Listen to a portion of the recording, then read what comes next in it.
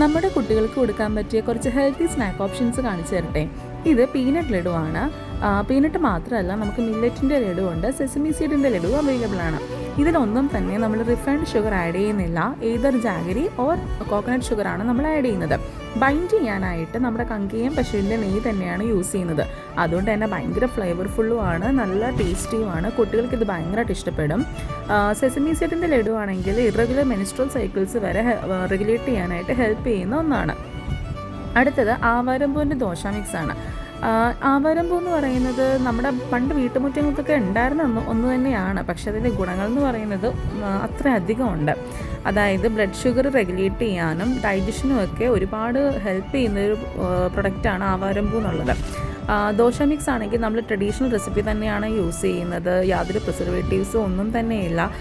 നിങ്ങളൊരു healthy but easy റെസിപ്പിയാണ് നോക്കുന്നത്, കിച്ചൺ ടൈം സേവ് ചെയ്യണം എന്നൊക്കെയുള്ളവർക്ക് ഇതൊരു പെർഫെക്റ്റ് ഓപ്ഷൻ ആയിരിക്കും. നമുക്ക് ദോശ മിക്സ് മൾട്ടി മില്ലറ്റിൽ അവൈലബിൾ ആണ്. മൾട്ടി മില്ലറ്റിൻ്റെ അറിയാമല്ലോ, high protein and fibre rich ആണ്. അപ്പം വർക്കിംഗ് വുമൻസിനൊക്കെ ഒത്തിരി ഹെൽപ്ഫുൾ ആവുന്നൊരു പ്രൊഡക്റ്റാണിത്. നമുക്ക് സ്പ്രൗട്ടഡ് റാഗി ഫ്ലോറും സ്പ്രൗട്ടഡ് മൾട്ടി മില്ലറ്റ് ഫ്ലോറും അവൈലബിൾ ആണ്.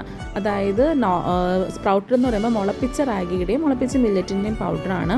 മുളപ്പിച്ച റാഗിയുടെയൊക്കെ ഗുണങ്ങൾ നിങ്ങൾക്ക് എല്ലാവർക്കും അറിയാവുന്നതാണ്. അത്രയധികം ഒന്നും കൂടി പ്രോട്ടീൻ റിച്ച് ആയിട്ടുള്ള പ്രൊഡക്റ്റാണത്. നിങ്ങളൊരു ഹെൽത്തി ലൈഫ് സ്റ്റൈൽ മെയിൻറ്റെയിൻ ചെയ്യണം എന്ന് ആഗ്രഹിക്കുന്നവരാണെങ്കിൽ നിങ്ങൾക്ക് പറ്റിയ പ്രൊഡക്ട്സാണ് ഇതെല്ലാം തന്നെ.